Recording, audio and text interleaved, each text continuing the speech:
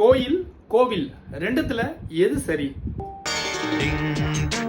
கோயில் மணி நான் கேட்டேன். கோவில் மணி ஓசை தன்னை கேட்டதாரோ இங்கு வந்ததாரோ. பாஞ்சாலி பாஞ்சாலி. கோயில் அப்படின்றத கோ கூட்டல் இல் அப்படின்னு நம்ம பிரிக்கணும்.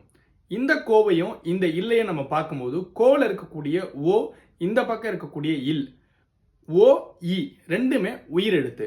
எப்பவுமே உயிரும் உயிரும் புணரவே புணராது. அப்போ உடன்படாத போது அதை உடன்பட வைக்க உடன்படு மெய் அப்படின்ற ஒண்ணு தோன்ற வேண்டும். இங்க நன்னூலார் ஒரு ரூல் சொல்றாரு. இ ஐ வழி எவ்வும் ஏனைய உயிர் வழி வவ்வும் அப்படின்ற ஒரு ரூலை இங்க நம்ம அப்ளை பண்ணணும். இந்த ரூல் பிரகாரம் பார்த்தா இ ஐ வழி எவ்வும் எகர இ அப்படின்றது இங்க வராது, வகர இவ் அப்படின்றது தான் வரும்.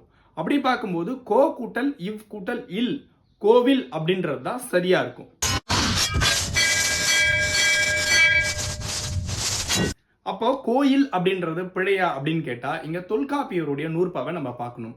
இல்லோடு கிளப்பின் இயற்கையாகும் அப்படின்ற நூற்பா படி கோ பக்கத்துல இல் வரும் பொழுது அது இயற்கையாக அப்படியே கோயிலாக மாறும் அப்படின்னு தொல்காப்பிய சூத்திரம் சொல்லுது. அப்ப கோயில்னு எழுதினாலும் கோவில் எழுதினாலும் சரிதான்.